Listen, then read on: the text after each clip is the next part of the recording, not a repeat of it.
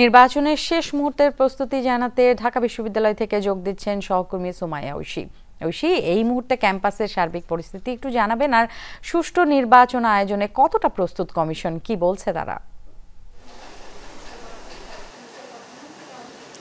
Nancy, সকাল থেকে তো আমরা কয়েকটি কেন্দ্র ঘুরলাম। এর আগে পুলিশের কর্মকর্তা সঙ্গেও কথা হয়েছে আমাদের। তিনি বলছেন যে সুষ্ঠু নির্বাচনের জন্য যতটুকু সম্ভব, যা সম্ভব সবই করা হয়েছে এবং নিরাপত্তা ব্যবস্থাও জোরদার করা হয়েছে। আজকে সকাল থেকেই ভোর ৬টা থেকেই মূলত বিভিন্ন জায়গায় আসলে পুলিশ দেয়া হয়েছে এবং একই সঙ্গে অন্যান্য যে পেট্রোলিং বলি বা চেকিংয়ের বিষয়টিও, সেগুলো চেকপোস্ট বসানোর প্রস্তুতি সেগুলো করা হয়েছে। এখন আমরা যেখানে আছি সেটি হচ্ছে ডাকসু নির্বাচনের সিনেট ভবন যেই কেন্দ্রটি, সেখানে। এবং এই কেন্দ্রে কিন্তু মোট 3টি যেই হল রয়েছে, সেই হলের শিক্ষার্থীরা ভোট দেবেন।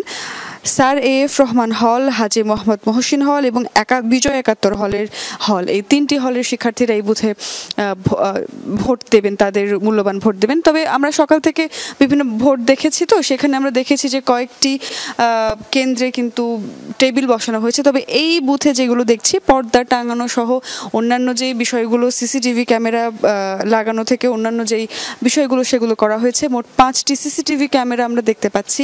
তবে এখনও টেবিল বসানো সম্ভব হয়নি, অর্থাৎ একদম শেষ মুহূর্তের যে ছোট ছোট বিষয়গুলো, সেগুলো আসলে প্রস্তুতি নেওয়া হচ্ছে। আমরা এর আগে গিয়েছিলাম TSCর যেই কেন্দ্রটি, এবং সেখানে রিটার্নিং অফিসারের সঙ্গে আমাদের কথা হয়েছে। তিনি বলেছেন যে ওই কেন্দ্রে আসলে 120টি বুথ রয়েছে এবং এক একজন প্রার্থী যদি গড়ে 12 মিনিটও সময় নেন, তারপরেও আসলে সকলেই ভোট দিয়ে বের হতে পারবেন, এরকম একটি পরিস্থিতি সেখানে আছে।